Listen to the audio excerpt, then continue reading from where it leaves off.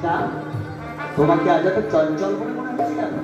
বুঝেছি, নিশ্চয়ই কোনো ভীতিকর জীবকে দেখে তুমি ভয় পেয়েছো, তাই না? না না, ভয় নয় রঘুনাথ, তুমি তার স্বামী কোনো বিলক্ষণ জাল দেব, তার তো ভয় কিসে? এই চঞ্চল হয়েছে কেন? সোনার হরিণ দেখে। সোনার হরিণ? হ্যাঁ রঘুনাথ, এই যে এইখানেই ছিল, ওই দেখো না, এখানেই ছিল। আমি তার সঙ্গে খেলা করছিলাম। সোনার বরণ দেহ, কাজলে কালো দুটি আঁখি। জানো রঘুনাথ, যে আমি তাকে ধরতে গেলাম, সে ছুটে পালিয়ে চলে গেল।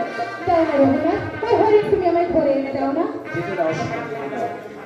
বনের হরিণ পরের মানুষের সাথে ঘরে ফেলে না, তার জন্য মায়া করে কি না? ওই দেখো রঘুনাথ, ওই আবার ছুটে পালাচ্ছে। দাও না রঘুনাথ, ওই হরিণ তুমি আমায় ধরে এনে দাও।